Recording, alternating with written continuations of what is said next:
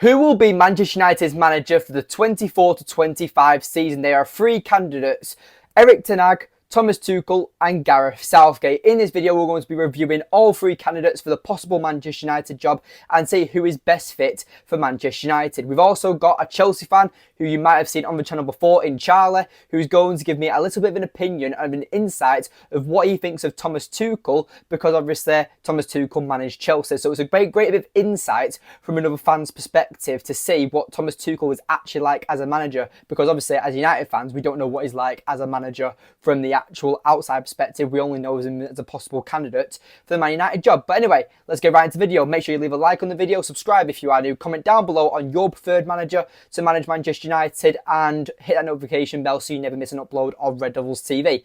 Anyway, let's get right into the video. So first of all, you know how I back Ten Hag full-heartedly. I want him to stay for the 24-25 season. Not only because of the setback of this season with the injury crisis, but the first season is what I really want to talk about, because this season, let's write it off. If Manchester United's season was a movie, it would definitely be Rocky 4, hence why I'm wearing the shirt. It's probably one of the best movies ever made, in my opinion. But regardless of that, if anyone has seen Rocky 4, you'll know the fight between Ivan Drago and Rocky Balboa, and pretty much Ivan Drago is this super supreme machine Russian boxer who absolutely batters Rocky in the final fight, and pretty much Rocky Balboa wins the fans' hearts and ends up defeating Ivan Drago. But the first couple of rounds for Rocky Balboa are absolutely painful and an absolute misery because he doesn't stand a chance. That's probably the best way to say this season, unless how Jay Motti wants to call it, it's like a porno before the shagging actually starts. The plumber comes round to the house, fixes the pipes and then goes on about his day. That's Jay Motti's version of it. I kind of like his a bit better, but as a Rocky fan, I think they're the greatest movies ever made. Anyway, completely sidetracked. That would be my movie of the season if it was to sum up Manchester United. But anyway, going on to Erik Ten Hag. That first season under Erik Ten Hag, I think really goes under the radar, especially with current fans now, because everyone's focusing on the negatives. We just completely forgot about what he actually did for Manchester United last season. We hadn't won a trophy in 5 years before last season. Erik Ten Hag comes in and wins the Carabao Cup with ease. Like it was nothing. We absolutely battered every team we faced. And then we get into the FA Cup final, but unfortunately lose out to Manchester City, who are the best team in the world, especially last season. And they went on to win the treble, which is the second team in England ever to do so. Obviously, first being Manchester United in 1999. But Erik Ten Hag as well, he did amazing in Europe as well and got us third in the Premier League. And the amount of results we had last season were a positive. Some fans say that Erik Ten Hag should have been sacked after the 7-0 to Liverpool, which, yes, that was a very dark day as a United fan, I will admit that. But at the same time, these freak results happen. Remember when Jurgen Klopp got battered by Aston Villa 7-2? Not being funny, but did he get sacked? No. Did Pep Guardiola get sacked when he lost to Everton in his first season? Absolutely not. Did Arteta get sacked when they lost to, I think it was it West Brom or someone in the FA Cup? They got absolutely battered off him. I can't remember I think it was either first season or something, or some sort of trophy where Arteta got absolutely battered by a team that weren't even in the Premier League, and fans were shouting Arteta out because apparently he was a crap manager. But now look at this season, he's literally going head to head with Manchester City for the Premier League title. And this is the same with Erik Ten Hag. Stick by the manager, show some loyalty to a man who got us out of a position that we've not been in for ages. That previous season before Erik Ten Hag came in as Manchester United manager, it was our worst points tally in a season, like ever, as in the Premier League season.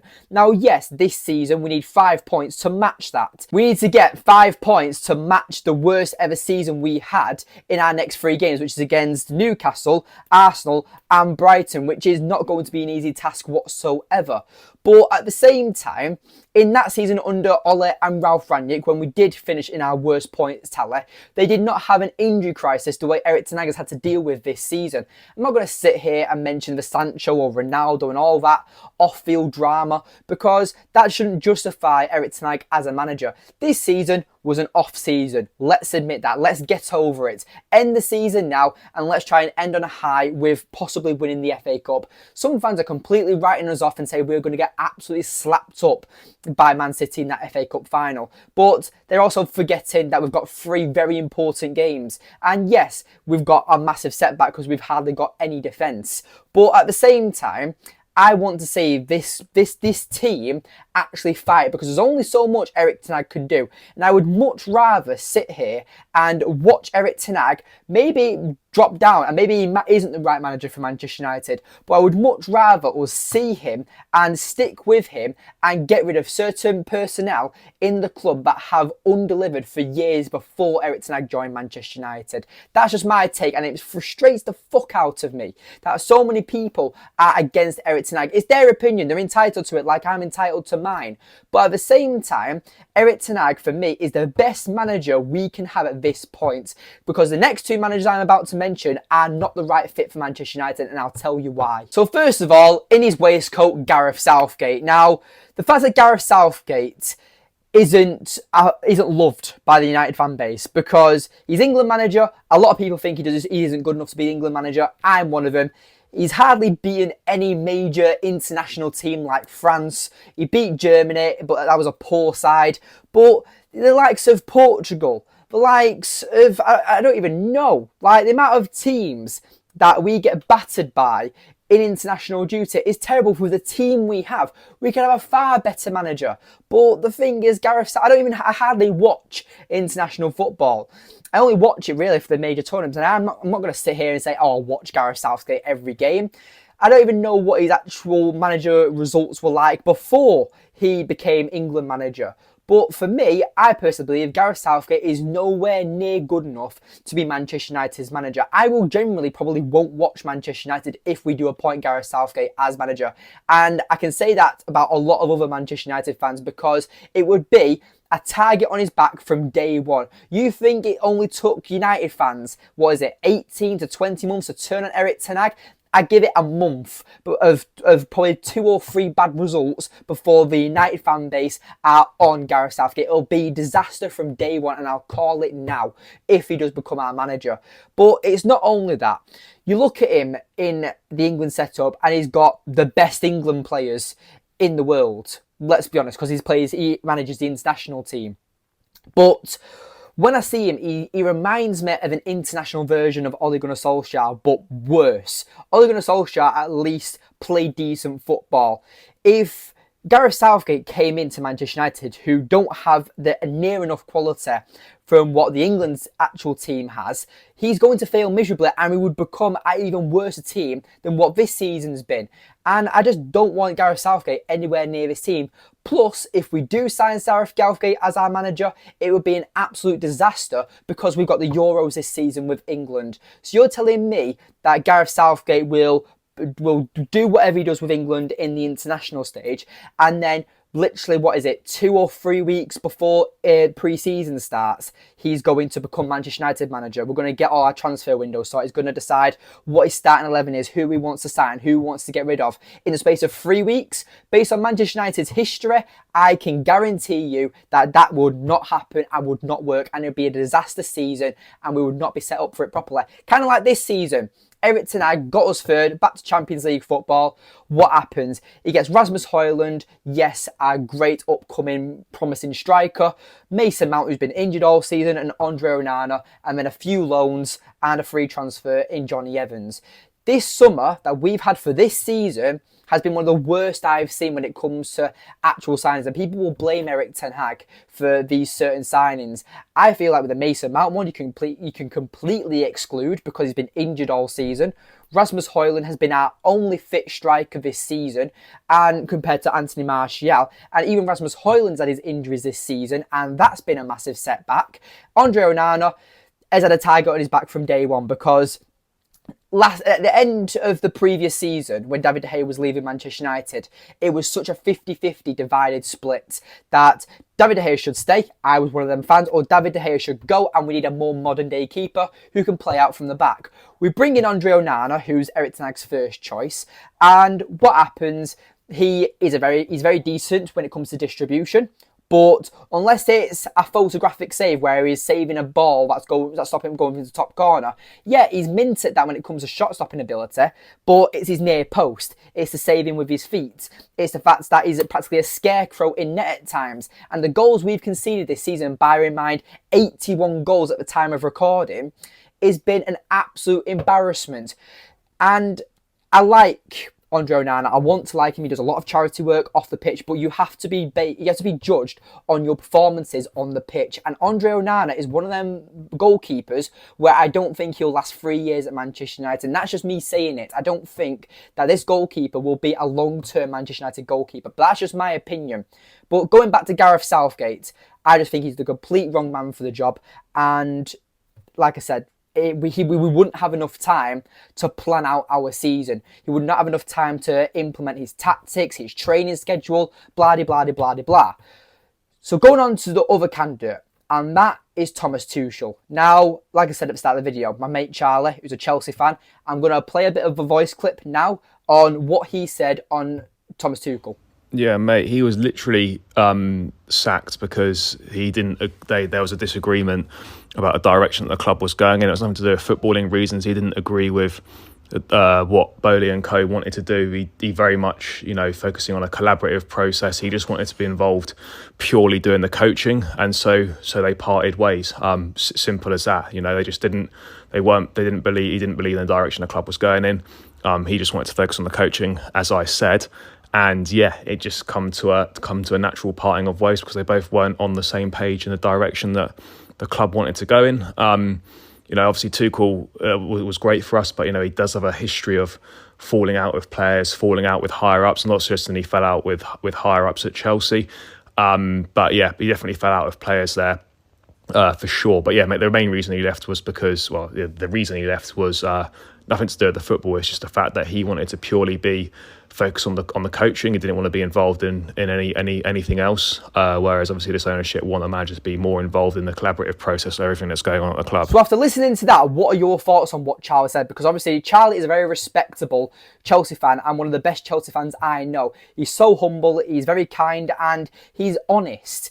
The fact that he's just said that about Thomas Tuchel, about the multiple issues when it comes to player falling out, the owner falling out, this was always going to be the case, much like it was with Chelsea, that when Todd Bowley came in, Tuchel was already manager, and Todd Bowley initially wants his own man. That's the issue with any owner coming in and buying a club, that they want their own person as their manager or head coach, whatever title you want to describe a manager as. So this was always going to be a doubt about Erik Ten Hag and if he had a future regardless, because Sir Jim Ratcliffe would have wanted his own man. But the names that have been mentioned aren't ones that actually excite you. By Erik Ten Hag, I remember that summer, I was so excited. It was either Pochettino or Erik Ten Hag. And back then, I was like, Erik Ten Hag. Doesn't matter what Pochettino, what he's done at PSG, or what he did at Spurs, or what he did at Chelsea this season. Pochettino is one of the most overrated managers in the Premier League, and I'll say that now. And sorry, Charlie, if you are watching this, I know you're a Chelsea fan, but the fact is that Thomas Tuchel left. He won them the Champions League. He is a very decent manager, but the guy's getting sacked from Bayern Munich for a specific reason.